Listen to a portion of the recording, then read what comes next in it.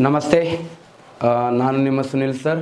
Okay, ನಿನ್ನೆ ನಾವು ಏನಂತಂದ್ರೆ ಟ್ರೆಡಿಷ್ನಲ್ ಸ್ಕೋಪ್ ಆಫ್ ಎಕನಾಮಿಕ್ಸ್ ಬಗ್ಗೆ ನೋಡ್ತಿದ್ದೀವಿ. ಪ್ರೊಡಕ್ಷನ್ ಮುಗ್ದಿತ್ತು. ನೆಕ್ಸ್ಟ್ ಏನಂತಂದ್ರೆ ಇವತ್ತೇನಂತಂದ್ರೆ ಡಿಸ್ಟ್ರಿಬ್ಯೂಷನಿಂದ ಹೇಳಬೇಕು, ವಿತರಣೆಯಿಂದ. ಓಕೆ, ಇದರೊಳಗೆ ಇವತ್ತೇನಂತಂದ್ರೆ ಅನಾಹುತ ಕಾನ್ಸೆಪ್ಟ್ ಕಂಡು ಬರ್ತಾವೆ ನಿಮಗೆ. ಟ್ಯಾಕ್ಸಸ್, ಓಕೆ, ತೆರಿಗೆಗಳು, ಪಬ್ಲಿಕ್ ಫಿನಾನ್ಸ್ ಬಗ್ಗೆ ಏನಂತಂದ್ರೆ ಡೀಟೇಲ್ ಆಗಿ ನೋಡ್ತೀವಿ ಇವತ್ತು. ಓಕೆ, ಹಾಗಾದರೆ ಎರಡನೇ ಪಾಯಿಂಟ್ಸ್ ಯಾವುದಪ್ಪ ಇದ್ರೊಳಗೆ ಅಂತಂದ್ರೆ ವಿನಿಮಯ ಅಂತಂದ್ರೆ ಡಿಸ್ಟ್ರಿಬ್ಯೂಷನ್ಸ್ ಅಂತ ಕರಿತೀವಿ.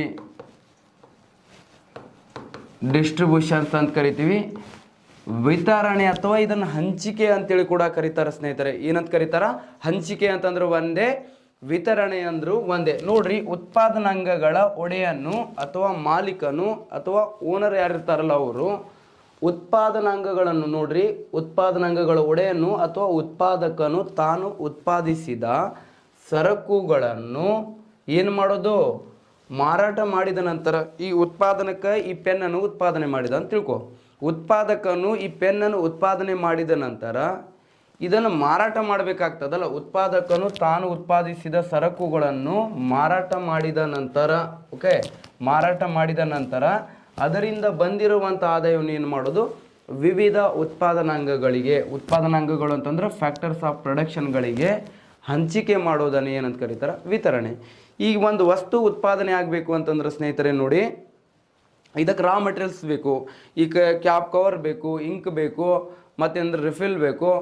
ಓಕೆ, ಪ್ರತಿಯೊಂದು ಬೇಕು. ಪ್ಲಸ್ ಏನಂದ್ರೆ ಅದಕ್ಕಿಂತ ಹೆಚ್ಚು ಏನಂತಂದ್ರೆ ಇದು ಉತ್ಪಾದನೆ ಮಾಡೋಕ್ಕೆ ಏನು ಬೇಕು? ಫ್ಯಾಕ್ಟರ್ಸ್ ಆಫ್ ಪ್ರೊಡಕ್ಷನ್ ಬೇಕು ಅಂತಂದ್ರೆ ಲ್ಯಾಂಡ್, ಲೇಬರ್, ಕ್ಯಾಪಿಟಲ್ಸ್ ಬೇಕು. ಇವುಗಳನ್ನು ಎಲ್ಲವನ್ನು ಬಳಸ್ಕೊಂಡು ಉತ್ಪಾದಕನು ತಾನು ಉತ್ಪಾದಿಸಿದ ಸರಕುಗಳನ್ನು ಮಾರಾಟ ಮಾಡಿದ ನಂತರ ಅದರಿಂದ ಏನು ಇನ್ಕಮ್ ಬರ್ತಿತ್ತಲ್ಲ, ಇನ್ಕಮನ್ನು ಏನು ಮಾಡೋದು? ವಿವಿಧ ಉತ್ಪಾದನಾಂಗಗಳಿಗೆ ಹಂಚಿಕೆ ಮಾಡುವುದನ್ನು ಏನಂತ ಕರೀತಾರ? ವಿತರಣೆ ಅಂತೇಳಿ ಕರೀತಾರ ಸ್ನೇಹಿತರೆ, ನೆನಪಿಟ್ಕೊಳ್ಬೇಕು. ನೆಕ್ಸ್ಟ್ ಎರಡನೇದು ಏನಂತಂದ್ರೆ ಅನುಭೋಗ ಅಥವಾ ಉಪಭೋಗ. ಅನುಭೋಗ ಅಥವಾ ಉಪಭೋಗ ಅಂತ ಕರಿತೀವಿ, ಕನ್ಸಪ್ಷನ್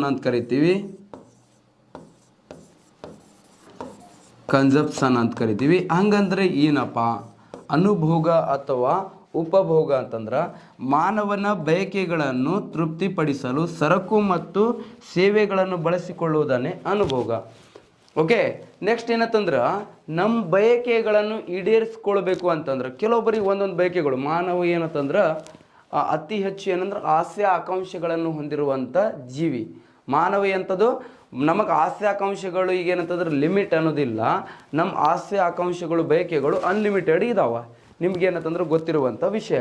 ಹಾಗಾದ್ರೆ ನಮ್ಮ ಬಯಕೆಗಳನ್ನು ಈಡೇರಿಸ್ಕೊಳ್ಬೇಕು ಅಂದ್ರೆ ನಾವು ಸರಕು ಮತ್ತು ಸೇವೆಗಳನ್ನು ಬಯಸ್ಕೊಳ್ಬೇಕು.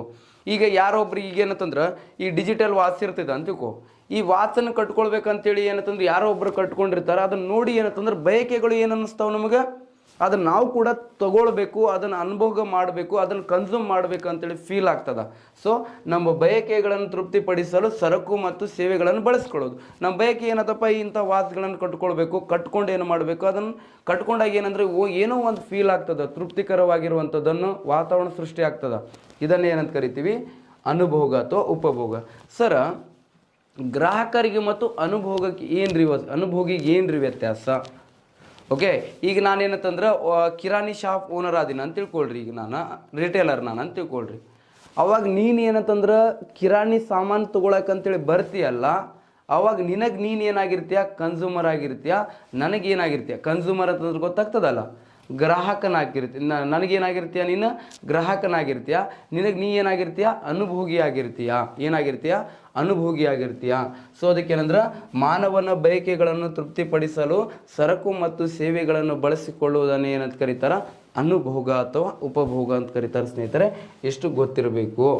ನೆಕ್ಸ್ಟ್ ಇದಾದ ನಂತರ ನೆಕ್ಸ್ಟ್ ಬರೋದು ಸ್ನೇಹಿತರೆ ಸಾರ್ವಜನಿಕ ಹಣಕಾಸು. ಇದು ಇಂಪಾರ್ಟೆಂಟ್ ರೀ. ಇದರ ಮೇಲೆ ನಿಮಗೆ ಬಹಳಷ್ಟು ಕ್ವಶನ್ ಕೇಳ್ತಾರ. ಓಕೆ, ಸಾರ್ವಜನಿಕ ಹಣಕಾಸು, ಪಬ್ಲಿಕ್ ಫೈನಾನ್ಸ್ ಅಂತ ಕರಿತೀವಿ. ಇದಕ್ಕೆ ಯಾವ ಫೈನಾನ್ಸ್? ಪಬ್ಲಿಕ್ ಫೈನಾನ್ಸ್ ಅಂತ ಕರಿತೀವಿ, ಸಾರ್ವಜನಿಕ ಹಣಕಾಸು. ಹಾಗಾದ್ರೆ ಸಾರ್ವಜನಿಕ ಹಣಕಾಸು ಅಂತಂದ್ರೆ ಏನಪ್ಪ? ಸರ್ಕಾರದ ಹಣಕಾಸಿನ ಚಟುವಟಿಕೆ ಸಾರ್ವಜನಿಕ ಹಣಕಾಸು. ನಮ್ಮ ಗೌರ್ಮೆಂಟ್ದವ್ರು ಏನು ಮಾಡ್ತಿರ್ಬೇಕು? ಫೈನಾನ್ಷಿಯಲ್ ಆ್ಯಕ್ಟಿವಿಟೀಸ್ಗಳನ್ನು ಮಾಡಬೇಕ್ರಿ. ಫೈನಾನ್ಷಿಯಲ್ ಆ್ಯಕ್ಟಿವಿಟೀಸ್ ಅಂತಂದ್ರೆ ಏನು ರೀ? ಸರ್ಕಾರದ ಹಣಕಾಸಿನ ಚಟುವಟಿಕೆಗಳು ಅಂದ್ರೆ ಏನಂತಂದ್ರೆ ಹೇಳಬೇಕು ಅಂತಂದ್ರೆ ಸರ್ಕಾರ ಯಾವ ಗೌರ್ಮೆಂಟಿಗೆ ಏನಂದ್ರೆ ಯಾವ ಸೋರ್ಸಸ್ಸಿಂದ ಇನ್ಕಮ್ ಬರತ್ತದ, ಬಂದಿರುವಂಥ ಇನ್ಕಮಲ್ಲಿ ಗೌರ್ಮೆಂಟ್ ಎಲ್ಲಿ ಎಲ್ಲಿ ಎಕ್ಸ್ಪೆಂಡಿಚರ್ ಮಾಡ್ತಿದೆ ಮಂತ್. ನೆಕ್ಸ್ಟ್ ಏನಂತಂದರೆ ಎಕ್ಸ್ಪೆಂಡಿಚರ್ ಏನಂದರೆ ಜಾಸ್ತಿಯಾಗಿ, ಓಕೆ, ವೆಚ್ಚ ಜಾಸ್ತಿಯಾಗಿ ಸರ್ಕಾರ ಯಾವ್ಯಾವ ಮೂಲಗಳಿಂದ ಸಾಲವನ್ನು ಪಡ್ಕೊಳತ್ತೈತಿ, ಬಾರೋವಿಂಗ್ ಮಾಡ್ಕೊಳತ್ತೈತಿ, ಅದ್ರ ಕುರಿತು ಏನಂತಂದ್ರೆ ಡಿಟೇಲ್ ಆಗಿ ಅಧ್ಯಯನ ಮಾಡೋದನ್ನು ಏನಂತ ಕರೀತಾರೆ, ಸಾರ್ವಜನಿಕ ಹಣಕಾಸು ಅಂತ ಕರಿತೀವಿ ರೀ. ಈ ಸಾರ್ವಜನಿಕ ಹಣಕಾಸದ ವಿಧಗಳು, ಟೈಪ್ಸ್ ಆಫ್ ಪಬ್ಲಿಕ್ ಫಿನಾನ್ಸನ್ನು ನೋಡಿದಾಗ ಓಕೆ 3 ಟೈಪ್ಸ್ ಬಗ್ಗೆ ಏನಂತಂದ್ರೆ ಇಲ್ಲಿ ಸ್ಟಡಿ ಮಾಡ್ತೀವಿ. ಎಷ್ಟು ಟೈಪ್ಸ್? 3 ಟೈಪ್ಸ್. ಪಬ್ಲಿಕ್ ಫೈನಾನ್ಸಲ್ಲಿ 3 ಟೈಪ್ಸ್ ಬರ್ತಾವ್ರಿ.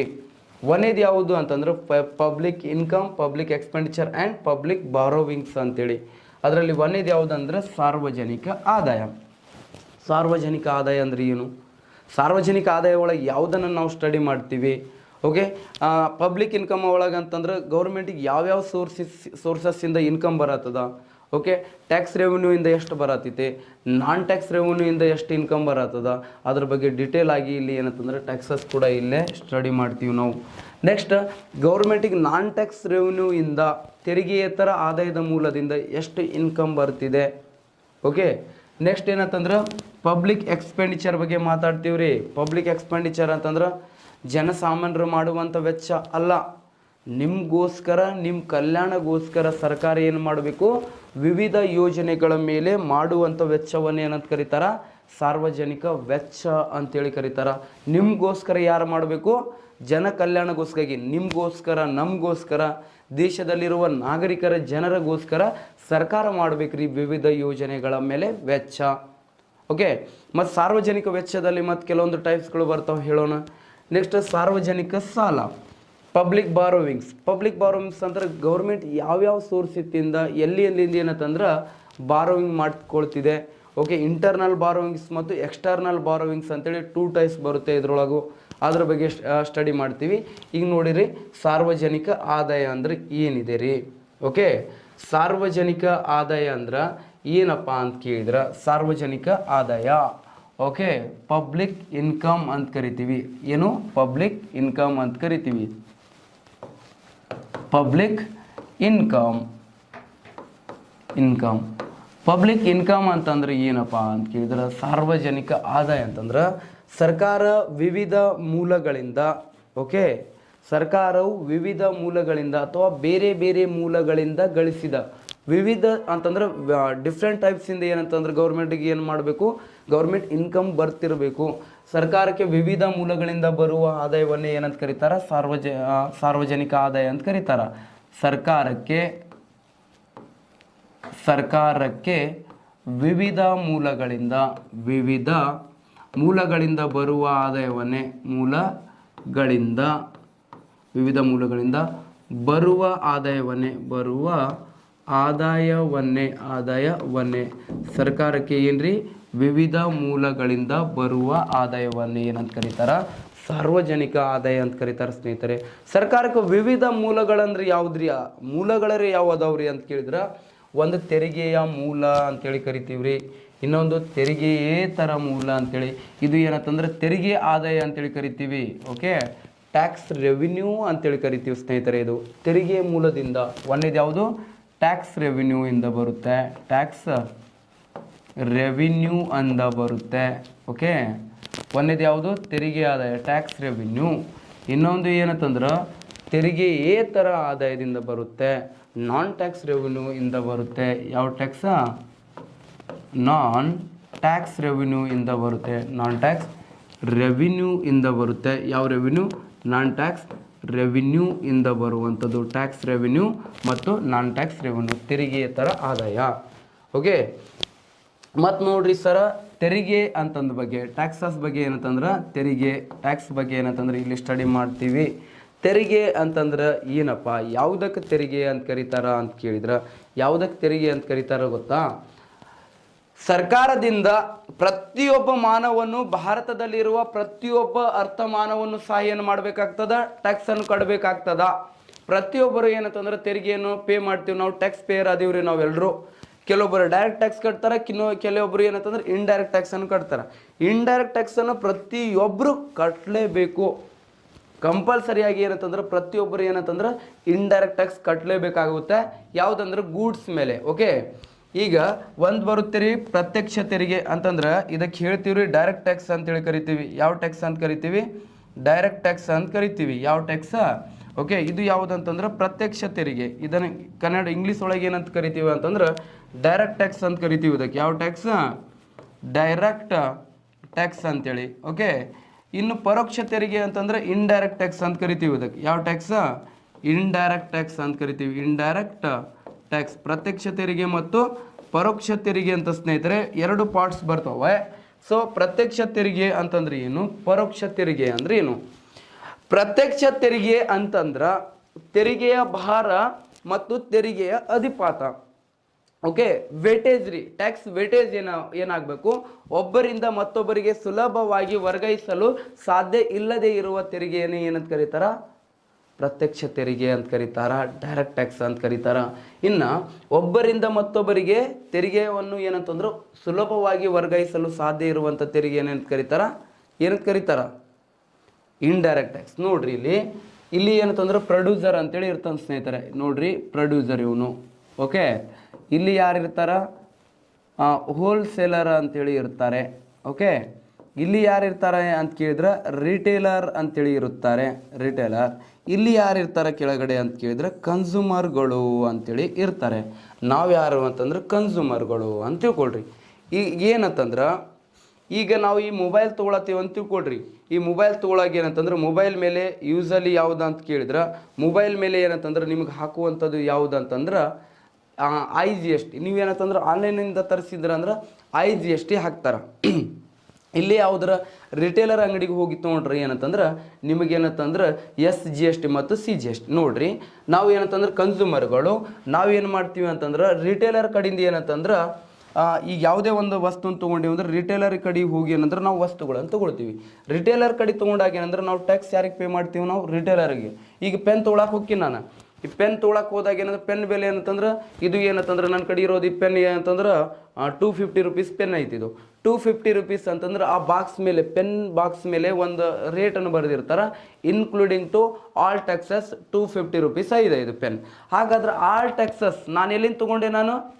ನಾನೇನಂತಂದ್ರೆ ಇಲ್ಲಿಂದ ರಿಟೇಲರ್ ಕಡೆಯಿಂದ ತೊಗೊಂಡೆ. ನಾನು ರಿಟೇಲರ್ ಕಡೆಯಿಂದ ತೊಗೊಂಡಾಗ ನಾನು ರಿಟೇಲರಿಗೆ ಟ್ಯಾಕ್ಸ್ ಪೇ ಮಾಡ್ತೀನಿ. ಇಲ್ರಿ 250 ಪ್ರೈಸ್ ಇದ್ದಾರೆ, ನಾ 200 ತೊಗೊಳ್ರಿ, 220 ತೊಗೊಳ್ರಿ, 30 ರೂಪೀಸ್ ನಾನು ಅಲ್ಲಿ ಕಟ್ಕೊಳ್ತೀನಿ. ಎಲ್ಲಿ ಕಟ್ಕೊಳ್ತೀನಿ? ಗೌರ್ಮೆಂಟಿಗೆ ಕಟ್ಕೊಳ್ತೀನಿ ಅಂತಂದ್ರೆ ಚಂಡಿಗೆ ಬಡಿತಾರೆ ಅವ್ರು. ಹಂಗಲ್ಲ. ಓಕೆ, ನಾವು ಯಾರಿಗೆ ಕಟ್ಟಬೇಕು? ರಿಟೇಲರಿಗೆ ಟ್ಯಾಕ್ಸ್ ಪೇ ಮಾಡಬೇಕು ನಾವು. ಯಾಕಂದ್ರೆ ನಾವು ಕನ್ಸ್ಯೂಮರ್ಗಳು ನಾವು ಎಲ್ಲಿಂದ ತೊಗೊಳ್ತೀವಿ ಅಂತಂದ್ರೆ ನಾವು ರಿಟೇಲರ್ ಕಡೆಯಿಂದ ಪ್ರಾಡಕ್ಟ್ ಅಂತ ತೊಗೊಳ್ತೀವಲ್ಲ ಅದಕ್ಕೆ. ಇವು ರಿಟೇಲರ್ ಏನು ಮಾಡ್ತಾರೆ? ಹೋಲ್ಸೇಲರ್ ಕಡೆಯಿಂದ ತೊಗೊಳ್ತಾರಲ್ಲ ಪ್ರಾಡಕ್ಟನ್ನು. ಸೊ ಹೋಲ್ಸೇಲರಿಗೆ ಏನಂದರೆ ಟ್ಯಾಕ್ಸ್ ಪೇ ಮಾಡ್ತಾರೆ ಇವರು. ಓಕೆ, ಹೋಲ್ಸೇಲರ್ ಏನು ಮಾಡ್ತಾರೆ? ಪ್ರೊಡ್ಯೂಸರ್ ಕಡೆಯಿಂದ ಪ್ರಾಡಕ್ಟನ್ನು ತೊಗೊಳ್ತಾರಲ್ಲ. ಸೊ ಪ್ರೊಡ್ಯೂಸರ್ಗಳಿಗೆ ಏನಂತಂದ್ರೆ ಟ್ಯಾಕ್ಸನ್ನು ಪೇ ಮಾಡ್ತಾರೆ. ಪ್ರೊಡ್ಯೂಸರ್ಗಳು ಏನಂತಂದ್ರೆ ಗೌರ್ಮೆಂಟಿಗೆ ಅಂತಿಮವಾಗಿ ಏನಂದ್ರೆ ಟ್ಯಾಕ್ಸನ್ನು ಪೇ ಮಾಡ್ತಾರೆ. ಈ ಥರ ಒಬ್ಬರಿಂದ ಮತ್ತೊಬ್ಬರಿಗೆ ಏನು ತೆರಿಗೆಯನ್ನು ವರ್ಗಾಯಿಸಲು ಸಾಧ್ಯ ಇದೆ ಅಲ್ಲ ಅದನ್ನು ಏನಂತ ಕರೀತಾರೆ?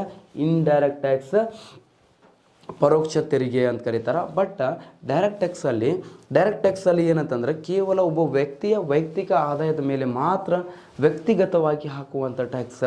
ಬಟ್ ಏನಂತಂದ್ರೆ ಇಂಡೈರೆಕ್ಟ್ ಟ್ಯಾಕ್ಸ್ ಒಳಗೆ ಏನಂತಂದ್ರೆ ಎಲ್ಲಿ ಹಾಕ್ತಾರ ಅಂತಂದ್ರೆ ಇದನ್ನು ಗೂಡ್ಸ್ಗಳ ಮೇಲೆ ಹಾಕುವಂಥದ್ದು. ಓಕೆ, ಸರ್ವಿಸ್ಗಳ ಮೇಲೆ ಹಾಕುವಂಥ ಟ್ಯಾಕ್ಸ್ ಯಾವುದಾಗಿದೆ ಅಂತಂದ್ರೆ ಇಂಡೈರೆಕ್ಟ್ ಟ್ಯಾಕ್ಸ್ ಆಗಿದೆ ಸ್ನೇಹಿತರೆ. ಇಷ್ಟು ನೆನಪಿಟ್ಕೊಳ್ಬೇಕು. ಈಗೇನಂತಂದ್ರೆ ಈಗ ಕಂಪಲ್ಸರಿ ದೇಶದಲ್ಲಿರುವಂಥ ಪ್ರಜೆಗಳು ಕಂಪಲ್ಸರಿಯಾಗಿ ಏನಂತಂದ್ರೆ ಟ್ಯಾಕ್ಸ್ ಪೇ ಮಾಡಬೇಕಾಗ್ತದ, ತೆರಿಗೆಯನ್ನು ಕಟ್ಟಲೇಬೇಕಾಗ್ತದ.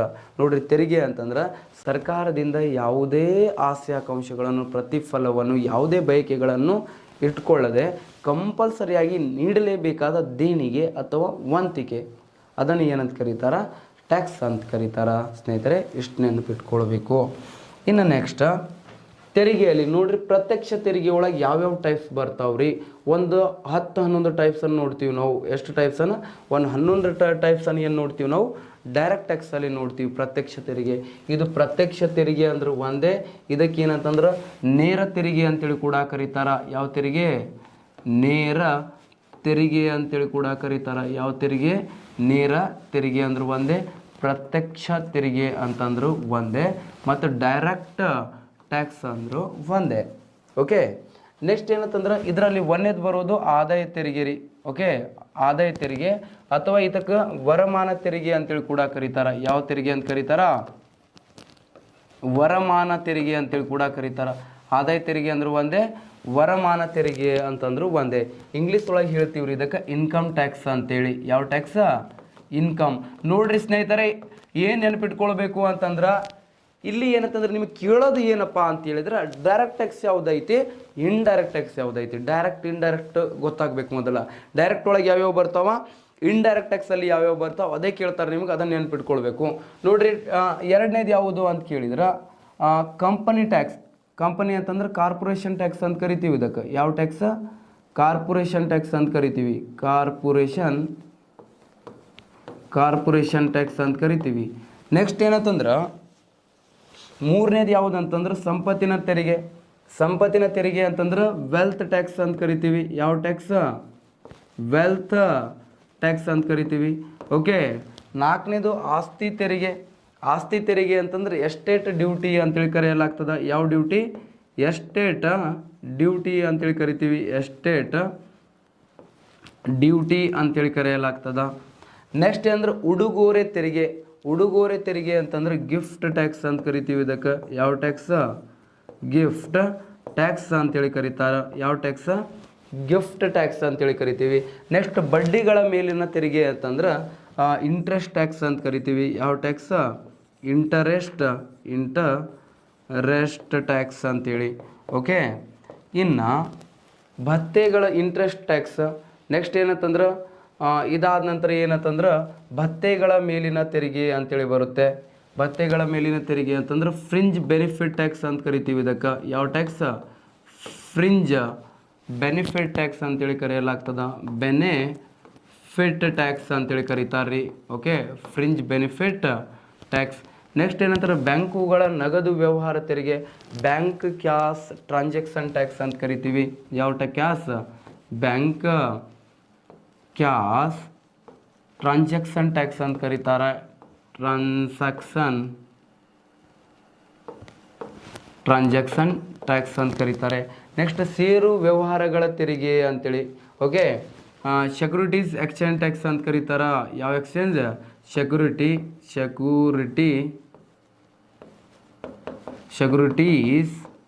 ಎಕ್ಸ್ಚೇಂಜ್ ಟ್ಯಾಕ್ಸ್ ಅಂತೇಳಿ ಕರೀತಾರೆ. Exchange tax, securities exchange tax. Next ಪೂರ್ವಾನ್ವಯ ತೆರಿಗೆ.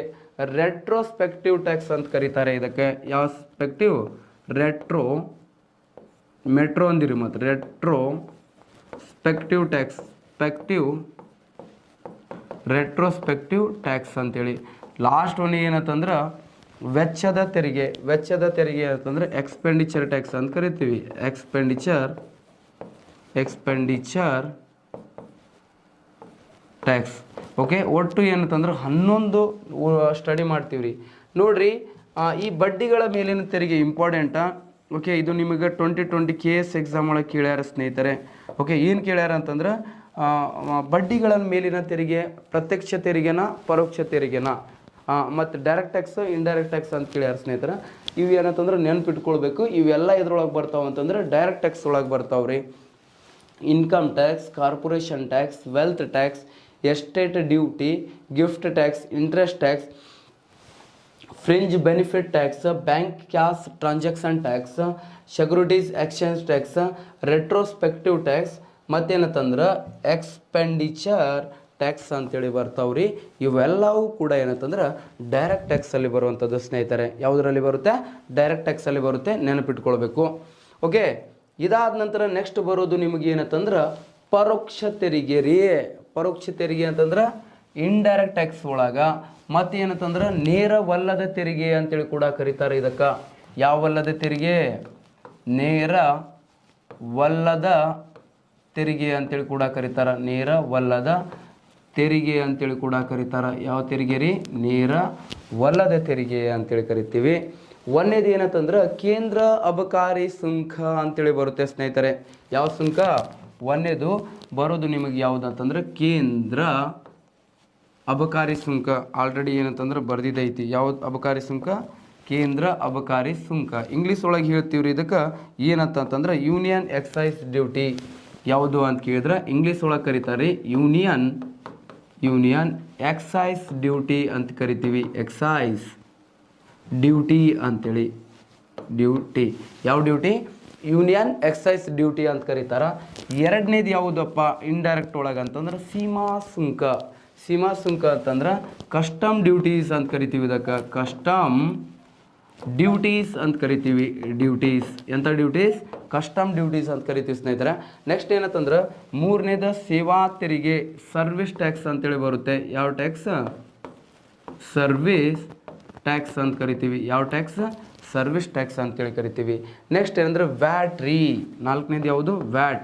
ವ್ಯಾಟ್ ಅಂತಂದ್ರೆ ವ್ಯಾಲ್ಯೂ ಆ್ಯಡೆಡ್ ಟ್ಯಾಕ್ಸ್ ಅಂತೇಳಿ ಕರೆಯಲಾಗ್ತದೆ ಸ್ನೇಹಿತರೆ. ಯಾವುದು? Value added tax. Value added tax ಅಂತೇಳಿ ಕರಿತೀವಿ. ಓಕೆ, ಯಾವ added tax? Value added tax ಅಂತ ಕರಿತೀವಿ. ನೆಕ್ಸ್ಟ್ ಏನಂತಂದ್ರೆ GST. ಫಿಫ್ತ್ ಒನ್ ಯಾವುದು? GST ಅಂತಂದ್ರೆ good night sweet dream take care ಅಂದಿರಿ. ಮತ್ತು ಗೂಡ್ಸ್ ಆ್ಯಂಡ್ ಸರ್ವಿಸ್ ಟ್ಯಾಕ್ಸ್. ಯಾವುದು? Goods and service tax. ಏಕರೂಪದ ಸರಕು ಮತ್ತು ಸೇವಾ ತೆರಿಗೆ. ಯಾವ ರೂಪದ? ಏಕರೂಪದ ಸರಕು ಮತ್ತು ಸೇವಾ ತೆರಿಗೆ. ಸರಕು ಮತ್ತು ಸೇವಾ ತೆರಿಗೆ. ಏಕರೂಪದ ಸರಕು ಮತ್ತು ಸೇವಾ ತೆರಿಗೆ. ನೋಡ್ರಿ ಸ್ನೇಹಿತರೆ, ಇಷ್ಟೆಲ್ಲ ಡೀಟೇಲ್ ಆಗಿ ಡೈರೆಕ್ಟ್ ಯಾವುದು ಇಂಡೈರೆಕ್ಟ್ ಯಾವುದು ಸಿಂಪಲ್ ಆಗಿ ಕ್ವಶನ್ ಕೇಳ್ತಾರೆ ರೀ. ಅದನ್ನು ಏನಂತಂದ್ರೆ ಇಷ್ಟು ಗೊತ್ತಿರಬೇಕು. ಯಾವ ಥರ ಏನಂದ್ರೆ ಟ್ಯಾಕ್ಸಸ್ ಬರ್ತಾವೆ ಇದನ್ನು ಬಿಟ್ಟರೆ ಏನಂತಂದ್ರೆ ಸ್ಟೇಟ್ ಗೌರ್ಮೆಂಟ್ ವಿಧಿಸುವಂಥ ಟ್ಯಾಕ್ಸ್ಗಳು ಇರ್ತಾವೆ ಕೆಲವೊಂದು. ಎಲ್ಲ ಮುಗಿದ ನಂತರ ಏನಂತಂದ್ರೆ ಸ್ಟೇಟ್ ಗೌರ್ಮೆಂಟ್ ಯಾವ್ಯಾವ ವಿಧಿಸ್ತಾವೆ ಅವನು ಕೂಡ ಏನಂದ್ರೆ ಹೇಳ್ತೀನಿ, ಡಿಸ್ಕಷನ್ ಮಾಡೋಣ ಅಂತ. ಓಕೆ, ಇದರೊಳಗೆ ಏನಂತಂದ್ರೆ ಇಂಡೈರೆಕ್ಟ್ ಟ್ಯಾಕ್ಸ್ ಒಳಗೆ ಬರುವಂಥ ಎಲ್ಲವೂ ಕೂಡ ಏನಂತಂದ್ರೆ GST ಒಳಗೆ ಏನಂತಂದ್ರೆ ಈಗೇನಂತಂದ್ರೆ ಮರ್ಜ್ ಆಗಿರೋದನ್ನು ನಾವು ನೋಡ್ತೀವಿ. 2017 ಜುಲೈ 1ಕ್ಕೆ ಏನಂತಂದ್ರೆ GST ಜಾರಿಗೆ ಬಂತಲ್ಲ. GST ಜಾರಿಗೆ ಬಂದ ನಂತರ ಇವೆಲ್ಲ ಏನಂತಂದ್ರೆ GSTಯಲ್ಲಿ ವಿಲೀನಗೊಂಡಿದ್ದಾವೆ. ಎಟ್ ಪ್ರೆಸೆಂಟ್ ಎಲ್ಲಿ ವಿಲೀನ ಆಗ್ಯಾವ್ರಿ? GSTಯಲ್ಲಿ ವಿಲೀನ ಮರ್ಜ್ ಆಗಿದ್ದನ್ನು ನಾವು ನೋಡ್ತೀವಿ.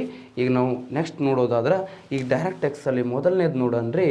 ಯಾವುದಂತಂದ್ರೆ ಆದಾಯ ತೆರಿಗೆ. ಯಾವ ತೆರಿಗೆ? ಆದಾಯ ತೆರಿಗೆ ಅಥವಾ ಏನಂತಂದ್ರೆ ಇದನ್ನು ವರಮಾನ ತೆರಿಗೆ ಅಂತೇಳಿ ಕರಿತೀವಿ ರೀ. ಯಾವ ತೆರಿಗೆ? ಆದಾಯ ಅಥವಾ ವರಮಾನ ತೆರಿಗೆ ಅಂತೇಳಿ ಕರಿತೀವಿ. ಇನ್ಕಮ್ ಟ್ಯಾಕ್ಸ್ ಅಂತೇಳಿ ಕರಿತೀವಿ. ಯಾವ ಟ್ಯಾಕ್ಸ್? ಇನ್ಕಮ್ ಟ್ಯಾಕ್ಸ್ ಅಂತ ಕರಿತೀವಿ. ಓಕೆ, ನಮ್ಮ ದೇಶದೊಳಗೆ ಇನ್ಕಮ್ ಟ್ಯಾಕ್ಸ್ ಜಾರಿಗೆ ಬಂದಿದ್ದು ಯಾವಾಗ ರೀ ಅಂತ ಕೇಳಿದ್ರೆ 1880 ಅಂತ ಹೇಳ್ತೀವಿ. ಆ ಅವಧಿಯಲ್ಲಿ ಬ್ರಿಟಿಷ್ ವೈಸ್ರಾಯ್ ಯಾರಿದ್ರು ಅಂತಂದ್ರೆ ಲಾರ್ಡ್ ರಿಪ್ಪನ್ ಇದ್ದರು ಸ್ನೇಹಿತರೆ. ಈ ಲಾರ್ಡ್ ರಿಪ್ಪನ್ ಅವರನ್ನು ಸ್ಥಳೀಯ ಸಂಸ್ಥೆಗಳ ಪಿತಾಮಹ ಅಂತ ಕರಿತೀವಿ. 8ರಿಂದ 10 ಪಾಯಿಂಟ್ಸ್ ನೆನಪಿಟ್ಕೊಳ್ಬೇಕು ಲಾರ್ಡ್ ರಿಪ್ಪನ್ ಬಗ್ಗೆ. ಇವರನ್ನು ಸ್ಥಳೀಯ ಸಂಸ್ಥೆಗಳ ಪಿತಾಮಹ ಅಂತ ಕರೀತಾರೆ. ಇವರು ಭಾರತದ ಸ್ನೇಹಪರ ವೈಸರಾಯ. ಇವರು ಏನಂದ್ರೆ ಭಾರತದಲ್ಲಿ 1881 ಫ್ಯಾಕ್ಟ್ರಿ ಆ್ಯಕ್ಟನ್ನು ಜಾರಿಗೆ ತಂದರು. ಇವರು 1881 ಭಾರತದಲ್ಲಿ ವ್ಯವಸ್ಥಿತ ಮತ್ತು ಕ್ರಮಬದ್ಧವಾಗಿ ಇಡೀ ಭಾರತದಲ್ಲಿ ಏನಂದ್ರೆ ಜನಗಣತಿಯನ್ನು ಮಾಡಿದರು. ಇವರು 1881 ಇವರು ಏನಂತಂದ್ರೆ ಒಂದು ಆ್ಯಕ್ಟನ್ನು ಏನಂತಂದ್ರೆ ಮನಿ ಆರ್ಡರ್ ಸಿಸ್ಟಮನ್ನು ಜಾರಿಗೆ ತರ್ತಾರೆ. ಇವರು 1881 ನಮ್ಮಲ್ಲಿ ಏನಂತಂದ್ರೆ 1831ರಿಂದ ಎಷ್ಟು? 1831ರಿಂದ ಎಲ್ಲಿವರೆಗೆ ಅಂತಂದ್ರೆ 1881ರವರೆಗೆ ಕಮಿಷನರ್ಗಳ ಆಳ್ವಿಕೆ ಇರ್ತದ. ಯಾವುದರ ಆಳ್ವಿಕೆ ಇರ್ತದ? ಕಮಿಷನರ್ಗಳ ಆಳ್ವಿಕೆ. ಕಮಿಷನರ್ ಆಳ್ವಿಕೆಯನ್ನು ರದ್ದುಪಡಿಸಿದ 1881.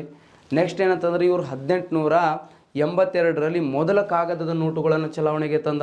1882 ಕಾಗದದ ನೋಟುಗಳನ್ನು ಚಲಾವಣೆಗೆ ತಂದ. ನೆಕ್ಸ್ಟ್ ಇವರು ಸಶಾಸ್ತ್ರ ಕಾಯ್ದೆಯನ್ನು ರದ್ದುಪಡಿಸಿದ. ಪತ್ರಿಕಾ ಕಾಯ್ದೆಯನ್ನು ರದ್ದುಪಡಿಸಿದ. ಇಲ್ಬರ್ಟಿ ಮಸೂದೆಯನ್ನು 1882 ಜಾರಿಗೆ ತಂದ. ಇವೆಲ್ಲ ನೆನಪಿಟ್ಕೊಳ್ಬೇಕು. ಒಂದು 10-12 ಪಾಯಿಂಟ್ಸ್ ಬರ್ತಾವೆ ಇವು. ಓಕೆ, ಹಾಗಾದ್ರೆ ಈ ಆದಾಯ ತೆರಿಗೆಯ ಒಂದು ತತ್ವ ಇದೆ ರೀ ಸ್ನೇಹಿತರೆ. ಏನಿರ್ಬೋದು ರೀ ತತ್ವ ಅಥವಾ ಪ್ರಿನ್ಸಿಪಲ್ ಏನಿದೆ ಅಂತ ಕೇಳಿದ್ರೆ ಸಾಮರ್ಥ್ಯ ಇದ್ದವರು ಮಾತ್ರ ಪಾವತಿಸುತ್ತಾರೆ. ನೋಡ್ರಿ, ಸಾಮರ್ಥ್ಯ ಇದ್ದವರು ಮಾತ್ರ. ಸರಿ, ಎಂಥ ಸಾಮರ್ಥ್ಯ ರೀ? ಮತ್ತೊಂದು ಹೊಡೆದಾಟ ಏನು ಬಲಿಷ್ಠವಾಗಿರ್ಬೇಕನ್ರಿ ಅವನು. ಸಾಮರ್ಥ್ಯ ಇದ್ದವರು ಅಂತಂದ್ರೆ ನೋಡ್ರಿ, ಯಾರು 2.5 ಲ್ಯಾಕಿಂದ 5 ಲ್ಯಾಕ್ವರೆಗೆ ಇಯರ್ಲಿ ಅರ್ನಿಂಗ್ ಮಾಡ್ತಾರಲ್ಲ ಅವ್ರು ಏನಂದ್ರೆ ಸಾಮರ್ಥ್ಯ ಇದ್ದವರು. ಯಾರೆಂದ್ರೆ 2.5 ಲಕ್ಷದಿಂದ 5 ಲಕ್ಷದವರೆಗೆ ಯಾರು ಏನಂತಂದ್ರೆ ಅರ್ನ್ ಮಾಡ್ತಾರಲ್ಲ, ಯಾರ ವೈಯಕ್ತಿಕ ಆದಾಯ ಇರ್ತೈತಲ್ಲ ವಾರ್ಷಿಕವಾಗಿ, ಅವ್ರು ಏನಂದ್ರೆ ಸಾಮರ್ಥ್ಯ ಇದ್ದವರು. ನಮ್ಮ ದೇಶದಲ್ಲಿ ಏನಂತಂದ್ರೆ ಸಾಮರ್ಥ್ಯ ಇದ್ದವರು ಟ್ಯಾಕ್ಸನ್ನು ಕಟ್ಟುವಂಥ ಸಾಮರ್ಥ್ಯವನ್ನು ಹೊಂದಿದ ವ್ಯಕ್ತಿಗಳು ಬಹಳಷ್ಟು ಕಡಿಮೆ ಇದ್ದಾರೆ. ಓಕೆ. ಹಾಗಾದ್ರೆ ನಮ್ಮ ದೇಶದಲ್ಲಿ ಭಾರತದಲ್ಲಿ 1961 ಇನ್ಕಮ್ ಟ್ಯಾಕ್ಸ್ ಆ್ಯಕ್ಟ್ ಜಾರಿಗೆ ತರಲಾಗಿದೆ ಸ್ನೇಹಿತರೆ.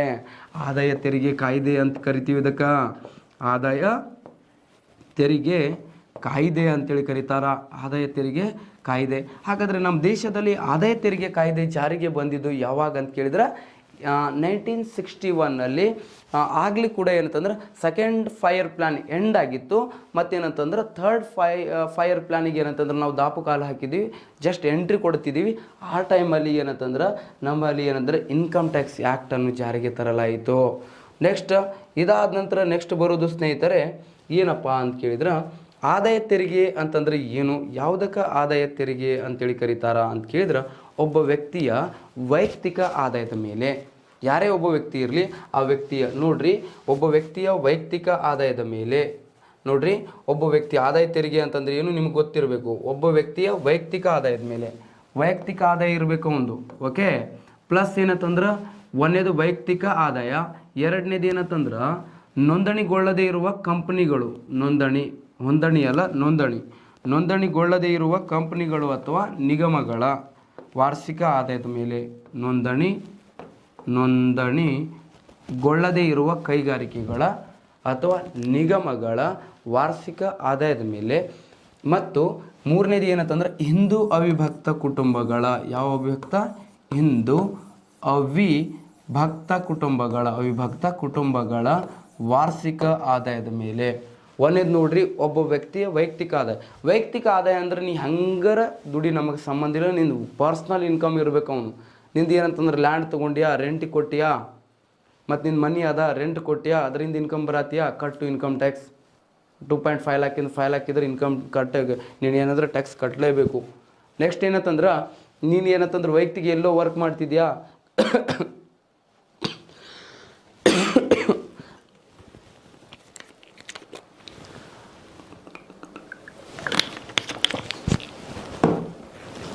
ನೀನು ಗೌರ್ಮೆಂಟ್ ಎಂಪ್ಲಾಯೀಸೇ ಇರಬೇಕು ಅಂತೇಳಿ ಏನಿಲ್ಲ, ಓಕೆ. ನೀನು ಗೌರ್ಮೆಂಟ್ ಎಂಪ್ಲಾಯೀಸೇ ಇರಬೇಕಂತ ಏನಿಲ್ಲ. ನೀ ಎಲ್ಲಿರೋ ಪ್ರೈವೇಟ್ ಸೆಕ್ಟ್ರಲ್ಲಿ ಯಾರು ಏನು ಮಾಡು, ವರ್ಕ್ ಮಾಡು, ಕಂಪಲ್ಸರಿ ನೀ ಏನು ಮಾಡಬೇಕು, ಅರ್ನಿಂಗ್ ಏನಿರಬೇಕು 2.5 ಲಾಖಿಂದ 5 ಲಾಖ್ ತನಕ ಇದ್ದರೆ ಟ್ಯಾಕ್ಸ್ ಲಾಭ ಇನ್ಕ್ರೀಸ್ ಆಕ್ಕೋತ ಹೋಗ್ತದ. ಯಾವ ಥರ ಆಗ್ತದ ಅಂತೇಳಿ ನಿಮ್ಗೆ ಹೇಳ್ತೀನಿ, ಸರಿನಾ. ನೆಕ್ಸ್ಟ್ ಏನಂತಂದ್ರೆ ಹಿಂದೂ ಅವಿಭಕ್ತ ಕುಟುಂಬ. ಸರ್ ಹಿಂದೂ ಅವಿಭಕ್ತ ಕುಟುಂಬನೇ ಯಾಕೆ ಕೊಟ್ರಿ? ಜೈನ ಇಲ್ಲೇನ್ರಿ, ಪಾರ್ಸಿ ಇಲ್ಲೇನ್ರಿ, ಮುಸಲ್ಮಾನ್ರು ಇಲ್ಲೇನ್ರಿ, ಓಕೆ, ಸಿಖ್ಖರು ಇಲ್ಲೇನ್ರಿ? ಅವರು ಯಾರೂ ಇಲ್ಲ. ಅವರು ನಮ್ಮ ದೇಶದಲ್ಲಿ ಅಲ್ಪಸಂಖ್ಯಾತರು. ಸೊ ಅಲ್ಪಸಂಖ್ಯಾತರು ಅಂಥೇಳಿ ಇರೋದರಿಂದ ಅವ್ರಿಗೇನಾದ್ರೆ ಇನ್ಕಮ್ ಟ್ಯಾಕ್ಸ್ ಹಾಕುವುದಿಲ್ಲ. ನಾವೇನಂತಂದ್ರೆ ಹಿಂದೂಗಳು ಬಹುಸಂಖ್ಯಾತರ ಅದೀವಲ್ಲ, ಅದಕ್ಕೆ ಏನಾದ್ರು ಹಾಕ್ಲಾಗ್ತದ. ಸರ್ ಅವ್ರು ಎಲ್ಲಿ ಅಲ್ಪಸಂಖ್ಯಾತರು ಇರ್ತಾರೆ, ಅವರೇ ಬಹುಸಂಖ್ಯಾತರು ಆಗತ್ತಾರೆ ಈಗ ಅಂತೇಳಿ ನೀವು ಅಂದ್ಕೊಳ್ತೀರಿ, ಓಕೆ. ಇರಲಿ, ಬಟ್ ಏನಂತಂದ್ರೆ ಇನ್ಕಮ್ ಟ್ಯಾಕ್ಸ್ ಆ್ಯಕ್ಟಲ್ಲಿ ಇರೋದನ್ನು ನಾವು ಮಾತಾಡಬೇಕಾಗುತ್ತೆ, ಓಕೆ, ರೈಟ್. ನೆಕ್ಸ್ಟ್ ಏನಂತಂದ್ರೆ ವಿವಾದ ಸೇ ವಿಶ್ವಾಸ್ ಯೋಜನೆ. ಆಲ್ರೆಡಿ NTPCL ಎಕ್ಸಾಮಿಗೆ ಕ್ವಶನ್ ಕೇಳ್ಯಾರ ಸ್ನೇಹಿತರೆ. NTPCL ಎಕ್ಸಾಮ್ ಒಳಗೆ ಏನು ಕೇಳ್ಯಾರ ಅಂತಂದ್ರೆ ವಿವಾದ ಸೇ ವಿಶ್ವಾಸ್ ಯೋಜನೆ ಯಾವುದಕ್ಕೆ ಸಂಬಂಧಿಸಿದೆ ಅಂತ. ಈ ವಿವಾದ ಸೇ ವಿಶ್ವಾಸ್ ಯೋಜನೆ ಜಾರಿಗೆ ಬಂದಿದ್ದು 2020 ಜೂನ್ 20ಗೆ ಜಾರಿಗೆ ತರಲಾಗಿದೆ. ಯಾವ ಯೋಜನೆಯನ್ನು? ವಿವಾದ ಸೇ ವಿಶ್ವಾಸ್. ಮತ್ತು ವಿವಾಹ ಸೇ ವಿಶ್ವಾಸ್ ಅಂದಿರಿ, ಮತ್ತು ವಿವಾಹ ಅಲ್ಲ, ವಿವಾದ ಸೇ ವಿಶ್ವಾಸ್ ಯೋಜನೆ.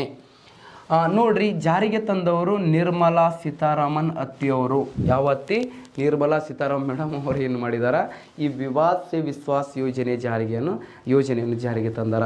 ನೋಡ್ರಿ, ಇದು ಯಾವುದಕ್ಕೆ ಸಂಬಂಧಿಸಪಟ್ಟೈತಿ? ನಿಮ್ಗೆ NTPCL ಎಕ್ಸಾಮಲ್ಲಿ ಕೇಳಿದ್ರೆ ಸ್ನೇಹಿತರೆ, ವಿವಾದ ಸೇ ವಿಶ್ವಾಸ್ ಯೋಜನೆ ಯಾವುದಕ್ಕೆ ಸಂಬಂಧಿಸಿದೆ? ಒಂದನೇದು ಪ್ರತ್ಯಕ್ಷ ತೆರಿಗೆ, ಎರಡನೇದು ಪರೋಕ್ಷ ತೆರಿಗೆ, ಮೂರನೇ ಆದಾಯ ತೆರಿಗೆ, ನಾಲ್ಕನೇದು ಪ್ರತ್ಯಕ್ಷ ತೆರಿಗೆ ಮತ್ತು ಆದಾಯ ತೆರಿಗೆ. ಇದಕ್ಕೆ ಸರಿಯಾದ ಉತ್ತರ ಆಗ್ತದೆ ಸ್ನೇಹಿತರೆ ನಾಲ್ಕನೇದು ಪ್ರತ್ಯಕ್ಷ ತೆರಿಗೆ ಮತ್ತು ಏನಂತಂದ್ರೆ ಆದಾಯ ತೆರಿಗೆ ಆಗಿದೆ. ನೋಡ್ರಿ, ನಿರ್ಮಲಾ ಸೀತಾರಾಮನ್ ಅವರು ಹೇಳ್ತಾರ, ಫಸ್ಟ್ ಲಾಕ್ಡೌನ್ ಆದ ನಂತರ ನೋಡ್ರಿ ಭಾರತೀಯ ಪ್ರಜೆಗಳೇ ನೋಡ್ರಿ, ಯಾರ್ಯಾರು ಇನ್ಕಮ್ ಟ್ಯಾಕ್ಸನ್ನು ಕಟ್ಟಿಲ್ಲಲ್ಲ, ನಾವು ಕೂಡ ನಿಮ್ಮ ಮೇಲೆ ಬಹಳಷ್ಟು ವಿಶ್ವಾಸನ ಹೊಂದಿದ್ದೀವಿ. ನೀವು ಕೂಡ ಅಷ್ಟೇ ಏನಂದ್ರೆ ವಿವಾದ ಮಾಡ್ಕೊಳ್ಳಾರ್ದಂಗೆ ಏನಂತಂದ್ರೆ ವಿಶ್ವಾಸದಿಂದ ಏನು ಮಾಡಿರಿ, ಟ್ಯಾಕ್ಸನ್ನು ಪೇ ಮಾಡಿರಿ ಅಂತೇಳಿ ಹೇಳ್ತಾರೆ ಸ್ನೇಹಿತರೆ. ಇದು ಗೊತ್ತಿರಬೇಕು. ಇದು ಯಾವುದಕ್ಕೆ ಸಂಬಂಧಪಟ್ಟೈತಿ ಅಂತ ಕೇಳಿದ್ರೆ ಆದಾಯ ತೆರಿಗೆಗೆ. ತೆರಿಗೆಗೆ ಸಂಬಂಧಿಸಿದೆ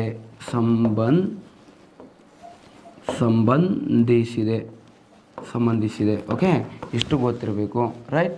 ನೆಕ್ಸ್ಟ್ ಇದಾದ ನಂತರ ಬರೋದು ಸ್ನೇಹಿತರೆ, ನಮ್ಮಲ್ಲಿ ಏನಂತಂದ್ರೆ ಭಾರತದಲ್ಲಿ ನೋಡ್ರಿ 2022-23 Indian income tax law okay 2022-23 ಭಾರತದ ಆದಾಯ ತೆರಿಗೆಯ ಹಂತಗಳು.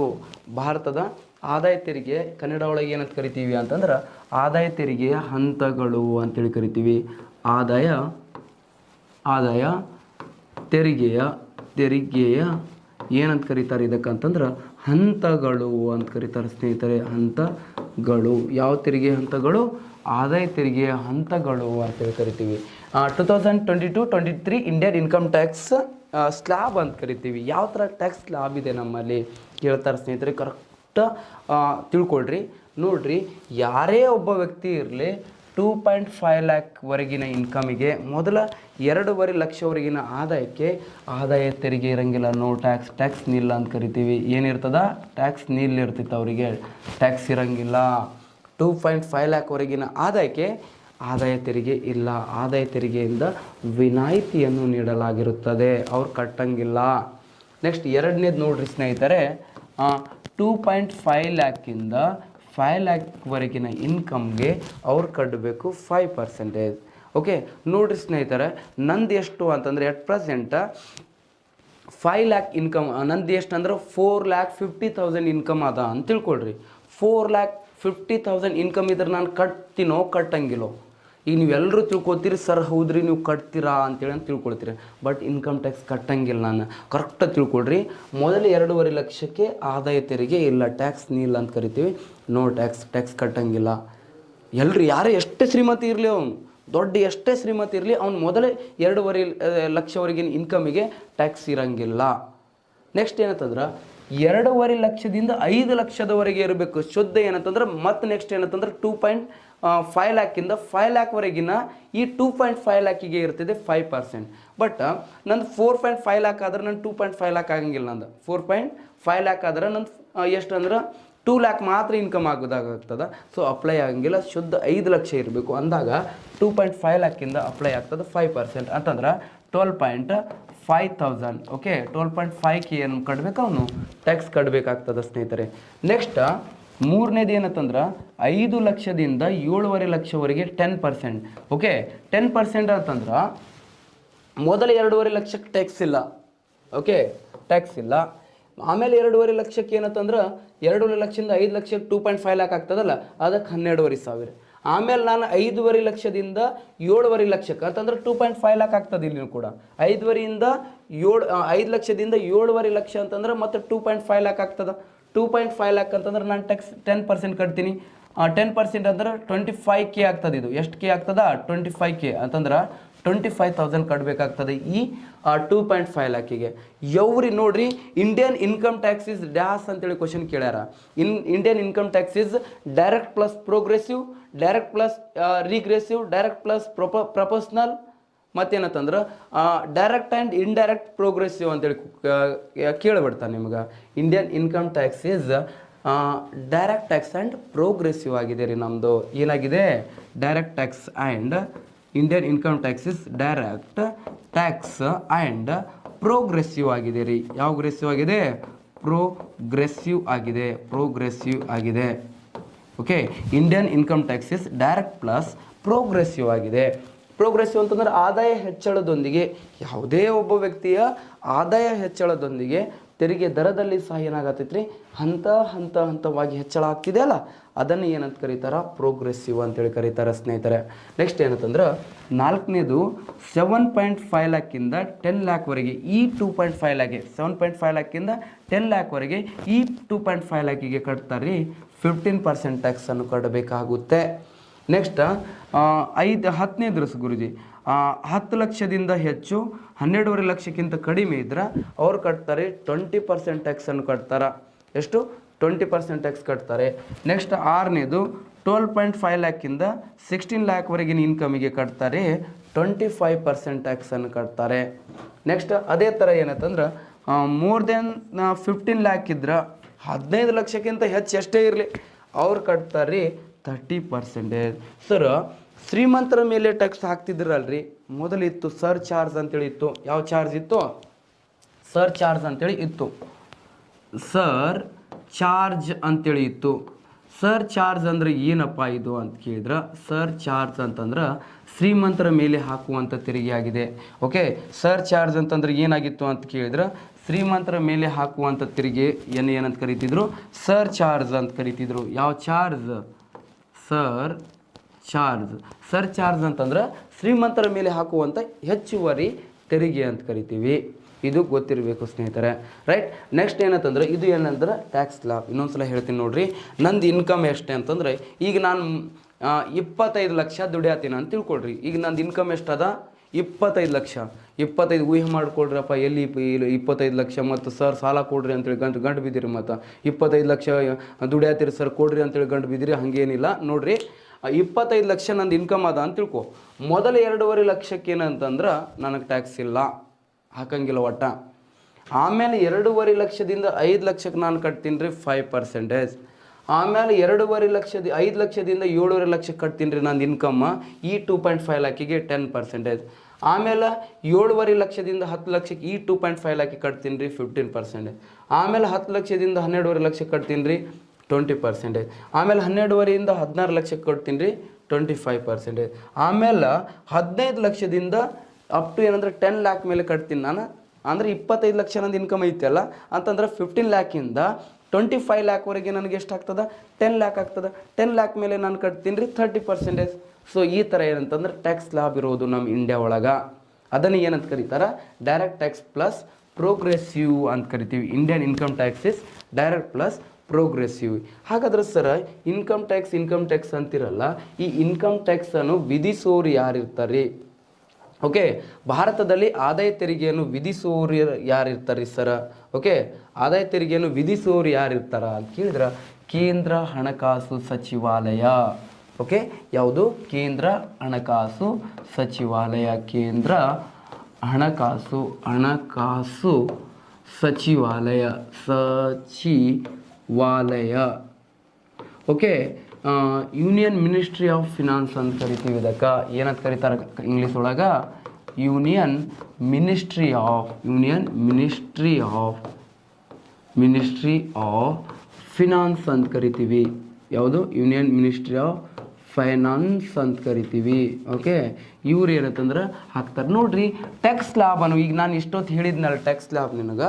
ಆ ಟ್ಯಾಕ್ಸ್ ಲಾಭನು ಡಿಸೈಡ್ ಮಾಡೋರು ಯಾರಿರ್ತಾರೆ ಸ್ನೇಹಿತರೆ ಅಂತ ಕೇಳಿದ್ರೆ, ಈ ಟ್ಯಾಕ್ಸ್ ಲಾಭನು ಡಿಸೈಡ್ ಮಾಡೋರು ಯಾರಿರ್ತಾರೆ ಅಂತಂದ್ರೆ, ಕೇಂದ್ರ ಹಣಕಾಸು ಸಚಿವಾಲಯದ ಅಧೀನದಲ್ಲಿ ಈಗ ಬಜೆಟ್ ಭಾಷಣ ಮಾಡುವಾಗ, ಎವ್ರಿ ಇಯರ್ ಬಜೆಟ್ ಭಾಷಣ ಮಾಡುವಾಗ ಹಣಕಾಸು ಸಚಿವರು ಇರ್ತಾರಲ್ಲ, ಎಮ್ಗಳು ಇರ್ತಾರಲ್ಲ, ಅವ್ರು ಬಜೆಟ್ ಭಾಷಣದಲ್ಲಿ ಅಂದ್ರೆ ಆ ಇಯರ್ದ ಮುಂದಿನ ವರ್ಷದ ಏನಂತಂದ್ರೆ ಟ್ಯಾಕ್ಸ್ ಲಾಭ ಬಗ್ಗೆ ಏನು ಮಾಡ್ತಾರೆ? ಡಿಸ್ಕಷನ್ ಮಾಡ್ತಾರೆ ಅವರು. ಹಾಗಾದ್ರೆ ಈ ಕೇಂದ್ರ ಹಣಕಾಸು ಸಚಿವಾಲಯ ಸ್ಥಾಪನೆ ಆಗಿದ್ದರೆ ಯಾವಾಗ್ರಿ ಅಂತ ಕೇಳಿದ್ರೆ, ಇದು ಸ್ಥಾಪನೆ ಆಗಿದೆ ಸ್ನೇಹಿತರೆ 1946 ಅಕ್ಟೋಬರ್ 29ಗೆ ಸ್ಥಾಪನೆ ಆಗಿದೆ. ಅಕ್ಟೋಬರ್ 29, 1946 ಸ್ಥಾಪನೆ ಆಗಿದೆ. ಇದರ ಕೇಂದ್ರ ಕಚೇರಿ ಇದೆ ರೀ ನವದೆಹಲಿ ಒಳಗಿದೆ ರೀ. ಕೇಂದ್ರ ಕಚೇರಿ ಇರೋದು ಎಲ್ಲಿ ಅಂತ ಕೇಳಿದ್ರೆ, ಇದರ ಕೇಂದ್ರ ಕಚೇರಿ ಇದೆ ರೀ ನವದೆಹಲಿ ಒಳಗಿದೆ ರೀ. ದೆಹಲಿ ಒಳಗೆ ಇರುವಂಥದ್ದು. ಇದರ ಮುಖ್ಯಸ್ಥರು ಯಾರಿರ್ತಾರೆ ರೀ? ಓಕೆ, ಇದರ ಮುಖ್ಯಸ್ಥರು ಯಾರಿರ್ತಾರ ಅಂತ ಕೇಳಿದ್ರೆ, ಇದರ ಮುಖ್ಯಸ್ಥರು ಇರ್ತಾರೆ ಎಮ್ಗಳು. ಅಂದ್ರೆ ಕೇಂದ್ರ ಹಣಕಾಸು ಸಚಿವರು ಏನಾಗಿರ್ತಾರೆ, ಇದರ ಮುಖ್ಯಸ್ಥರು ಇರ್ತಾರೆ. ಓಕೆ, ಇದಾದ ನಂತರ ನೆಕ್ಸ್ಟ್ ಬರೋದು ಇವ್ರು ಏನು ಮಾಡ್ತಾರೆ ಅಂತಂದ್ರೆ, ಈ ಕೇಂದ್ರ ಹಣಕಾಸು ಸಚಿವಾಲಯ ಏನು ಮಾಡುತ್ತೀರಿ ಅಂತ ಕೇಳಿದ್ರೆ, ಇದರ ಕಾರ್ಯಗಳು ಏನಪ್ಪ ಅಂತ ಕೇಳಿದ್ರೆ, ಕೇಂದ್ರ ಹಣಕಾಸು ಸಚಿವಾಲಯದ ಕಾರ್ಯಗಳು ಏನೇನು ಫಂಕ್ಷನ್ಸ್ ಮಾಡುತ್ತೆ ಅಂತ ಕೇಳಿದ್ರೆ, ನಮ್ಮಲ್ಲಿ ಏನಂತಂದ್ರೆ ಬಜೆಟನ್ನು ಮಂಡಿಸುತ್ತದೆ. ಬಜೆಟನ್ನು ಪ್ರಿಪೇರ್ ಮಾಡುವಂಥದ್ದು ಯಾವುದು? ಬಜೆಟನ್ನು ಏನು ಮಾಡುತ್ತೆ? ಬಜೆಟನ್ನು ಪ್ರಿಪೇರ್ ಮಾಡುತ್ತೆ, ಮುಂಗಡ ಪತ್ರವನ್ನು. ನೆಕ್ಸ್ಟ್ ಏನಂತಂದ್ರೆ ಫಿಸ್ಕಲ್ ಪಾಲಿಸಿಯನ್ನು ರೂಪಿಸುತ್ತದೆ. ಯಾವ ಪಾಲಿಸಿ? ಫಿಸ್ಕಲ್. ಮುಂದೆ ಹೇಳ್ತೀನಿ ಫಿಸ್ಕಲ್ ಪಾಲಿಸಿ ಅಂತಂದ್ರೆ ಏನು. ಅರ್ಥಶಾಸ್ತ್ರದಲ್ಲಿ ಇಂಪಾರ್ಟೆಂಟ್ ಆಗಿ 4 ಪಾಲಿಸಿಗಳು ಬರ್ತಾವೆ. Monetary policy, fiscal policy, demand and supply policy and trade policy ಅಂತೇಳಿ ಬರ್ತವೆ. ಫಿಸ್ಕಲ್ ಪಾಲಿಸಿಯನ್ನು ರೂಪಿಸುತ್ತದೆ. ನೆಕ್ಸ್ಟ್ ಏನಂತಂದ್ರೆ ಇನ್ಕಮ್ ಟ್ಯಾಕ್ಸ್ ಸ್ಲ್ಯಾಬನ್ನು ಡಿಸೈಡ್ ಮಾಡುತ್ತೆ. ಇನ್ಕಮ್ ಟ್ಯಾಕ್ಸ್ ಸ್ಲ್ಯಾಬನ್ನು ಡಿಸೈಡ್ ಮಾಡುತ್ತೆ. ಯಾವ ಸ್ಲ್ಯಾಬ್? ಇನ್ಕಮ್ ಟ್ಯಾಕ್ಸ್ ಸ್ಲ್ಯಾಬನ್ನು ಡಿಸೈಡ್ ಮಾಡುತ್ತೆ. ಮತ್ತೇನು ಮಾಡುತ್ತೆ ರೀ ಅಂತ ಕೇಳಿದ್ರೆ, ಫೋರ್ತ್ ಒನ್ ಏನಂತಂದ್ರೆ ನಮ್ಮ ದೇಶದಲ್ಲಿ ಏನು ಮಾಡುತ್ತೆ, ಒಂದೇದು ಬಜೆಟ್, ಇನ್ನೊಂದು ಫಿಸ್ಕಲ್ ಪಾಲಿಸಿ, ನೆಕ್ಸ್ಟ್ ಏನಂದ್ರೆ ಎಕನಾಮಿಕ್ ಸರ್ವೆಯನ್ನು ಬಿಡುಗಡೆ ಮಾಡುತ್ತೆ. ಇಂಡಿಯನ್ ಎಕನಾಮಿ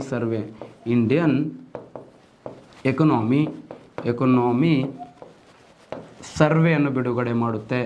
ಸರ್ವೆಯನ್ನು ಬಿಡುಗಡೆ ಮಾಡುವಂಥ ಕೆಲಸ ಕೇಂದ್ರ ಹಣಕಾಸು ಸಚಿವಾಲಯ. ನೋಡ್ರಿ, ಇಲ್ಲೋ ಅಂತ ತಿಳ್ಕೊಳ್ಬೇಕು, 1964ವರೆಗೆ ನಮ್ಮಲ್ಲಿ ಬಜೆಟ್ ಮತ್ತು ಇಂಡಿಯನ್ ಎಕನಾಮಿಕ್ ಸರ್ವೆ ಒಂದೇ ಆಗಿತ್ತು. 1964 ಏನು ಮಾಡಿದರು, ನಮ್ಮಲ್ಲಿ ಲಾಲ್ ಬಹದ್ದೂರ್ ಶಾಸ್ತ್ರಿ ಅವರು ಪ್ರಧಾನಮಂತ್ರಿ ಇದ್ದ ಸಂದರ್ಭದಲ್ಲಿ ಏನು ಮಾಡಿದರು ಅಂತಂದ್ರೆ, ಎಕನಾಮಿಕ್ ಸರ್ವೆ ಮತ್ತು ಯಾವ ಸರ್ವೆ? Economic survey. ಇನ್ನು ಏನಂದ್ರೆ ಜವಾಹರ್ಲಾಲ್ ನೆಹರೂನೇ ಇರ್ತಾರೆ, ನಂತರ ಏನಂತಂದ್ರೆ ಲಾಲ್ ಬಹದ್ದೂರ್ ಶಾಸ್ತ್ರಿ ಬರ್ತಾರೆ. 64 ಏನಂತಂದ್ರೆ ಬಜೆಟ್ ಮತ್ತು ಎಕನಾಮಿಕ್ ಸರ್ವೆ ಒಂದೇ ಇತ್ತು. ಆಮೇಲೆ 64 ಡಿವೈಡ್ ಆಗ್ತದೆ ಸ್ನೇಹಿತರೆ, ಇಷ್ಟು ಗೊತ್ತಿರಬೇಕು. ನೆಕ್ಸ್ಟ್ ಏನಂತಂದ್ರೆ ಇದಾದ ನಂತರ ನೆಕ್ಸ್ಟ್ ಬರೋದು ನಮ್ಮಲ್ಲಿ ಈಗೇನಂತಂದ್ರೆ ಈ ಆದಾಯ ತೆರಿಗೆಯಿಂದ ನಮ್ಮ ಭಾರತ ಸರ್ಕಾರಕ್ಕೆ ಎಷ್ಟು ಬಂದೈತ್ರಿ ಇನ್ಕಮ್ ಟ್ಯಾಕ್ಸಿಂದ? ನೋಡ್ರಿ, 2021 ಎಕನಾಮಿಕ್ ಇಯರ್ ಒಳಗೆ ಮೊದಲು ನೋಡೋಣ. 2020-21ನೇ ಆರ್ಥಿಕ ವರ್ಷದಲ್ಲಿ 2020 ಮತ್ತು 21ನೇ ಆರ್ಥಿಕ ವರ್ಷದಲ್ಲಿ ಈ ಇನ್ಕಮ್ ಟ್ಯಾಕ್ಸಿಂದ ಈ ಭಾರತ ಸರ್ಕಾರಕ್ಕೆ 2020-21 ಎಕನಾಮಿಕ್ ಇಯರ್ ಒಳಗೆ ಈ ಇನ್ಕಮ್ ಟ್ಯಾಕ್ಸಿಂದ ಭಾರತ ಸರ್ಕಾರಕ್ಕೆ ಇನ್ಕಮ್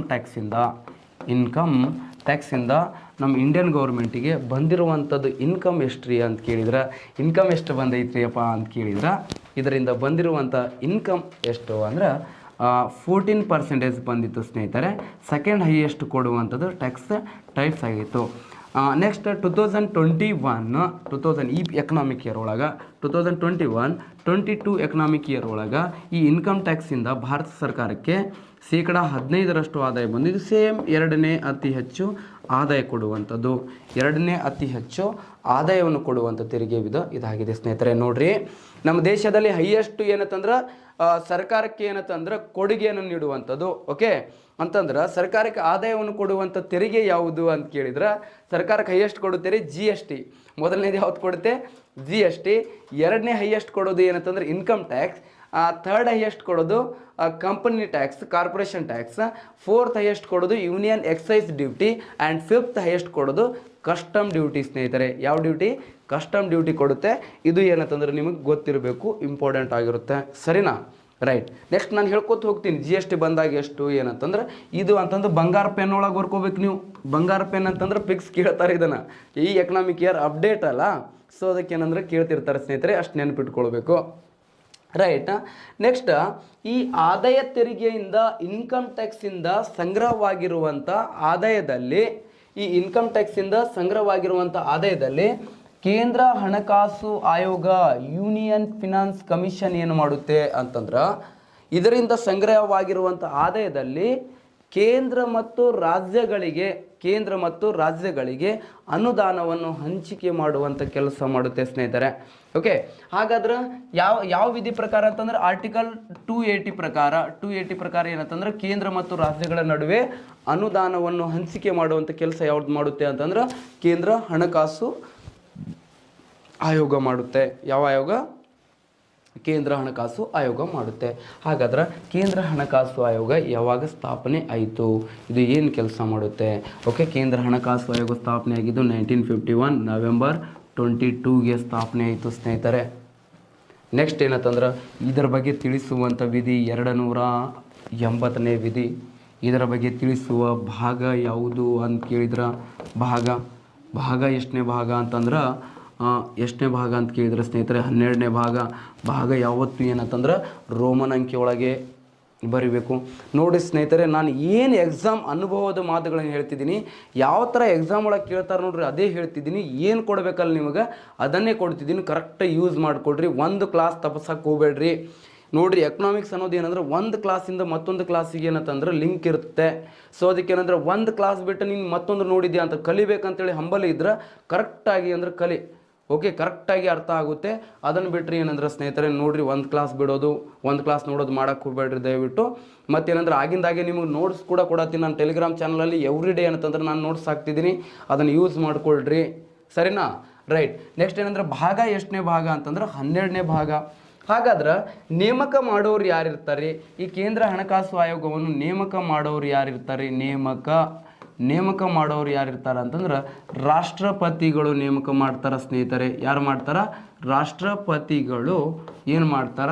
ನೇಮಕ ಮಾಡ್ತಾರೆ. ಯಾರು ನೇಮಕ ಮಾಡುತ್ತಾರೆ? ರಾಷ್ಟ್ರಪತಿಗಳು ನೇಮಕ ಮಾಡುತ್ತಾರೆ.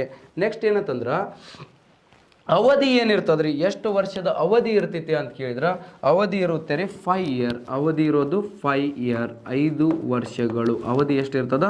5 ವರ್ಷಗಳು ಏನಿರ್ತದ? ವರ್ಷಗಳು ಅವಧಿ ಇರುತ್ತೆ. ಎಷ್ಟು ವರ್ಷಗಳು? 5 ವರ್ಷಗಳು ಅವಧಿ ಇರುತ್ತೆ. ಸರ ಉದ್ದೇಶರ ಏನದ ರೀ ಇದರದ?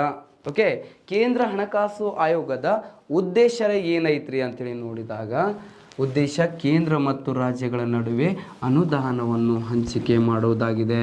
ಬಂದಿರುವಂಥ ಆದಾಯದಲ್ಲಿ ಕೇಂದ್ರ ಮತ್ತು ರಾಜ್ಯಗಳ ನಡುವೆ ಅನುದಾನವನ್ನು ಹಂಚಿಕೆ ಮಾಡೋದಾಗಿದೆ ಸ್ನೇಹಿತರೆ.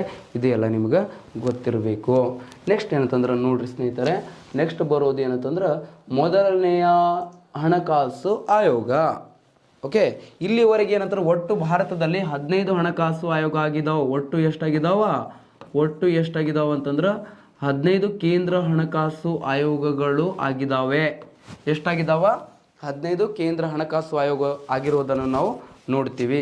ಹಾಗಾದ್ರೆ ಮೊದಲನೇದು ನೋಡ್ರಿ, ನೇಮಕ.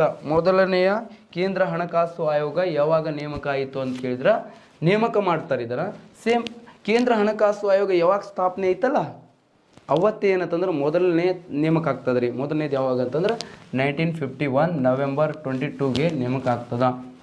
ಮೊದಲನೇದವ್ರ ಅಧ್ಯಕ್ಷರು ಯಾರು ಅಂತ ಕೇಳಿದರೆ KC ನಿಯೋಗಿ.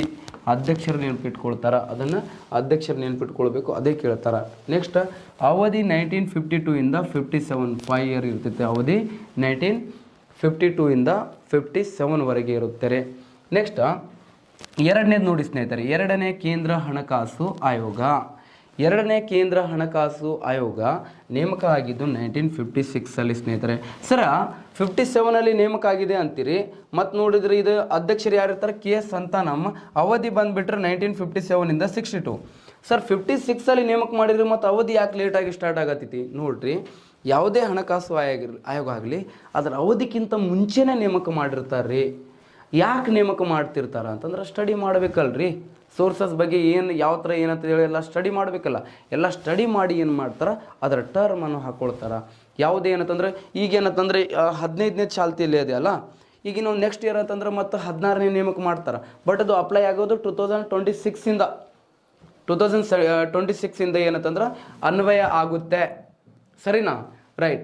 ನೆಕ್ಸ್ಟ್ ಏನಂತಂದ್ರೆ ಎರಡನೇದವ್ರು ಯಾರಾದ್ರೆ KS ಸಂತಾನಮ್. ಇದು ಫಿಕ್ಸ್ ಏನು ಕೇಳ್ತಾರೆ ನಿಮಗೆ ಅಂತಂದ್ರೆ ಅಧ್ಯಕ್ಷರು ಯಾರು, ಅವಧಿ ಏನಂತ ಕೇಳ್ತಾರೆ, ಅದನ್ನು ನೆನಪಿಟ್ಕೊಳ್ಬೇಕು. ನೆಕ್ಸ್ಟ್ ಇದೇ ಥರ ಏನಂದ್ರೆ ಮೂರನೇ ಕೇಂದ್ರ ಹಣಕಾಸು ಆಯೋಗ.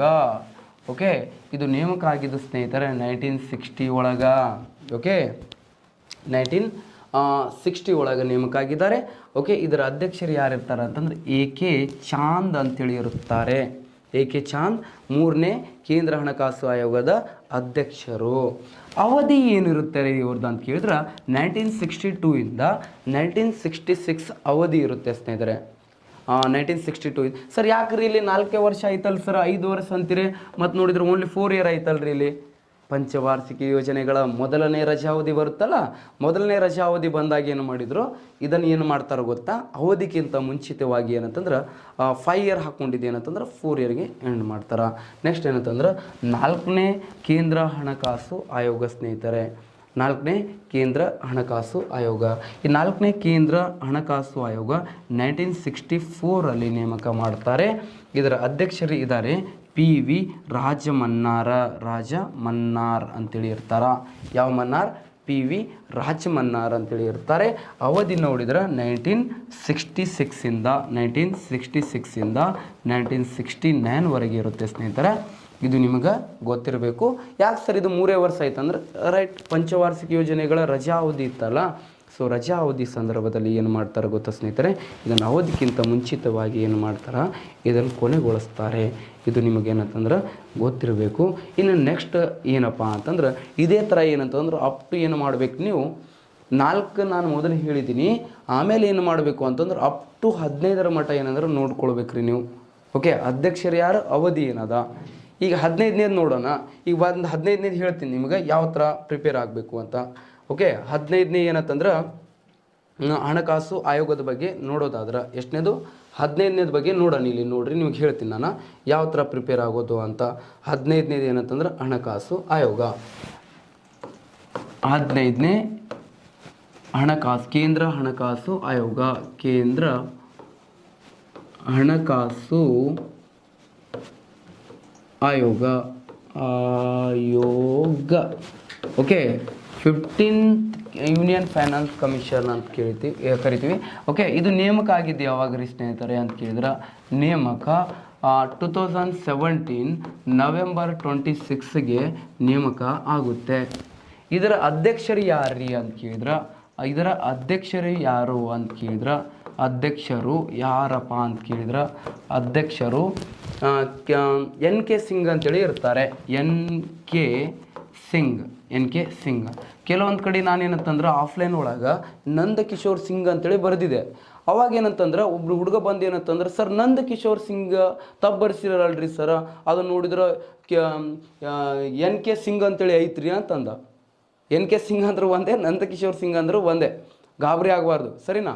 NK ಸಿಂಗ್ ಅಂತಂದ್ರೆ ನಂದಕಿಶೋರ್ ಸಿಂಗ್ ಅಂತೇಳಿ ಇದ್ರು. ನಂದ ಕಿಶೋರ ಸಿಂಗ್ ಅಂತೇಳಿ ಇದ್ರು. ನಂದಕಿಶೋರ್ ಸಿಂಗ್ 15ನೇ ಹಣಕಾಸು ಆಯೋಗದ ಅಧ್ಯಕ್ಷರು. ಸರ ನೇಮಕ ಮಾಡೋರು ಯಾರು ಇರ್ತಾರೆ, ಇದನ್ನು ಕೂಡ ನೇಮಕ ಮಾಡಿದ ರಾಷ್ಟ್ರಪತಿನೇ. ನೇಮಕ ಯಾರು ಮಾಡಿದ್ರು, ರಾಷ್ಟ್ರಪತಿನೇ ಮಾಡ್ತಾರೆ. ರಾಷ್ಟ್ರಪತಿನೇ ನೇಮಕ ಮಾಡುತ್ತಾರೆ. ಎಂಥ ಪತಿ, ರಾಷ್ಟ್ರಪತಿಯವರೇ ನೇಮಕ ಮಾಡ್ತಾರೆ. ಎಷ್ಟನೇದು ನೇಮಕ ಮಾಡ್ತಾರೆ, ಎಸ್. ನೆಕ್ಸ್ಟ್ ಏನಂತಂದ್ರೆ ನೇಮಕ ಯಾರು ಮಾಡ್ತಾರೆ, ರಾಷ್ಟ್ರಪತಿಗಳೇ ನೇಮಕ ಮಾಡುತ್ತಾರೆ. ಅವಧಿ, ಇದರ ಅವಧಿ ಏನಿತ್ತು ಸ್ನೇಹಿತರೆ ಅಂತ ಕೇಳಿದ್ರೆ, ಅವಧಿ ಇತ್ತು ಆ್ಯಕ್ಚುಲಿ 2020ಇಂದ 25ವರೆಗೆ ಇತ್ತು. ಬಟ್ ಕರೋನಾ ಕಾರಣದಿಂದ 2026ವರೆಗೆ ಇದೇ ಇರುತ್ತೆ. ಕರೋನಾ ಕಾರಣದಿಂದ ಮತ್ತೊಂದು ವರ್ಷ ಏನಂತಂದ್ರೆ ಎಕ್ಸ್ಟ್ರಾ ಕೊಟ್ಟಿದ್ದನ್ನು ನಾವು ನೋಡ್ತೀವಿ. ಓಕೆ, ಇದಾದ ನಂತರ ಸ್ನೇಹಿತರೆ ನೆಕ್ಸ್ಟ್ ಬರೋದು ಈ 15ನೇ ಹಣಕಾಸು ಆಯೋಗದ ಕಾರ್ಯದರ್ಶಿ ಯಾರಿದ್ರು. ಒಬ್ರು ಏನಂತಂದ್ರೆ ಕಾರ್ಯದರ್ಶಿ ಅಂತೇಳಿ ಇರ್ತಾರೆ. ಕಾರ್ಯದರ್ಶಿ ಯಾರು ಇರ್ತಾರೆ ಅಂತಂದ್ರೆ, ಕಾರ್ಯದರ್ಶಿ ಯಾರಿದ್ರು ಅಪ್ಪ ಅಂತ ಕೇಳಿದ್ರೆ ಅರವಿಂದ್ ಮೆಹ್ತಾ ಅಂತೇಳಿ ಇದ್ದಾರೆ. ಅರವಿಂದ ಮೆಹ್ತಾ ಅಂತೇಳಿ ಇದ್ದಾರೆ, ಮೆಹ್ತಾ.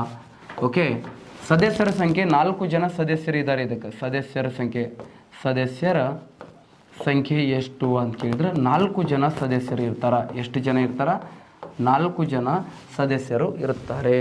ಒಬ್ಬರು ಯಾರಂತ ಕೇಳಿದ್ರೆ, ಒಬ್ಬರು ಯಾರಪ್ಪ ಅಂತ ಕೇಳಿದ್ರೆ ಅನುಪಮ್ ಸಿಂಗ್. ನೋಡ್ರಿ, ಅನುಪಮ ಸಿಂಗ, ಅಜಯ್ ನಾರಾಯಣ ಝಾ, ಅಶೋಕ್ ಲಹರಿ ಮತ್ತು ರಮೇಶ್ ಚಂದ್ ಅಂತೇಳಿ ಇರ್ತಾರೆ. ಮೊದಲೇನಂದ್ರೆ ಶಕ್ತಿಕಾಂತ್ ದಾಸ್ ಅವರು ಮೆಂಬರ್ ಇದ್ರು. ಇದಕ್ಕೆ 15 ಫೈನಾನ್ಸ್ ಕಮಿಷನ್ಗೆ ಏನಂತಂದ್ರೆ ಮೆಂಬರ್ ಇದ್ದವರು ಶಕ್ತಿಕಾಂತ್ ದಾಸ್. ಬಟ್ ಶಕ್ತಿಕಾಂತ್ ದಾಸ್ ಸಾಹೇಬ್ರು ಏನಂತಂದ್ರೆ RBI ಗವರ್ನರ್ ಆಗಿ ನೇಮಕ ಮಾಡ್ತಾರಲ್ಲ, ಅವ್ರ ಪ್ಲೇಸಿಗೆ ಏನಂತಂದ್ರೆ ರಮೇಶ್ ಚಂದ್ ಅವರು ಬರ್ತಾರೆ. ನೆಕ್ಸ್ಟ್ ಈ 15ನೇ ಹಣಕಾಸಿನ ಆಯೋಗದಲ್ಲಿ ಮೊದಲು ಏನಂತಂದ್ರೆ 42% ಅನುದಾನವನ್ನು ನೀಡಲಾಗ್ತಿತ್ತು ರಾಜ್ಯಗಳಿಗೆ. ಈ 42ಇಂದ ಏನು ಮಾಡ್ತಾರ, 41ಗೆ ಏನು ಮಾಡ್ತಾರ, ಇಳಿಸ್ತಾರೆ ಸ್ನೇಹಿತರೆ. ಯಾಕೆ 41ಗೆ ಇಳಿಸ್ತಾರೆ ಅಂತೇಳಿ ಕೇಳಿದ್ರೆ, ಯಾಕಂತಂದ್ರೆ ಜಮ್ಮು ಆ್ಯಂಡ್ ಕಾಶ್ಮೀರ್ ಆ್ಯಂಡ್ ಲಡಾಖಿಗೆ ಏನಂತಂದ್ರೆ ಯೂನಿಯನ್ ಟೆರಿಟರಿ ಸ್ಟೇಟಸ್ ಕೊಡ್ತಾರಲ್ಲ, ಅದಕ್ಕೋಸ್ಕರ ಇವತ್ತೇನು ಮಾಡಬೇಕು ಗೊತ್ತಾ, ನೀವು ಎಲ್ಲರೂ ಏನಂತಂದ್ರೆ 15ನೇ ಹಣಕಾಸಿನ ಆಯೋಗದ ಕುರಿತು ಅಂದರೆ ಎಸ್ಸೆ ರೈಟಿಂಗ್ ಬರೀಬೇಕು. ಬರೆದೇನು ಮಾಡಬೇಕು, ಟೆಲಿಗ್ರಾಮ್ ಒಳಗೆ ಸೆಂಡ್ ಮಾಡಬೇಕು ಅಷ್ಟೇ. ಸರಿನಾ. ಇಷ್ಟೇನಂತಂದ್ರೆ ನಮ್ಮ ಸಂತೋಷ್ ಲಾಡ್ ಫೌಂಡೇಶನ್ ಇದೆಯಲ್ಲ, ಆ ಟೆಲಿಗ್ರಾಮಿಗೆ ಏನಂತಂದ್ರೆ ನೀವು ಸೆಂಡ್ ಮಾಡಬೇಕು. ಯಾವುದಂತಂದ್ರೆ 15ನೇ ಹಣಕಾಸಿನ ಆಯೋಗ. ಈಗ ನಾನು 4 ಹೇಳಿನಿ, 15 ಒಂದು ಸ್ವಲ್ಪ ಹೇಳಿನಿ. 15ನೇ ಹಣಕಾಸಿನ ಆಯೋಗ ಅನುದಾನ ಎಲ್ಲಿ ಹಂಚಿಕೆ ಮಾಡ್ತಾರ, ಯಾವುದರ ಆಧಾರದ ಮೇಲೆ ಹಂಚಿಕೆ ಮಾಡ್ತಾರ, ಎಲ್ಲಿ ಹಂಚಿಕೆ ಮಾಡ್ತಾರೆ ಅಂತೇಳಿ ಡೀಟೇಲ್ ಆಗಿ ನೀವೇನು ಮಾಡಬೇಕು, ಬರೆದು ನಮ್ಮ Telegram Santosh Lad Telegram channel ಅಂತೇಳಿದೆ, ಅದಕ್ಕೇನಂದ್ರೆ ನೀವು ಸೆಂಡ್ ಮಾಡಬೇಕು. ಸರಿನಾ. ರೈಟ್. ಇಷ್ಟೇನಂದ್ರೆ ನಾಳೆ ಏನಂದ್ರೆ ಇದರ ಮುಂದುವರೆದ ಭಾಗವನ್ನು ನೋಡೋಣ ಸ್ನೇಹಿತರೆ. ಧನ್ಯವಾದಗಳು.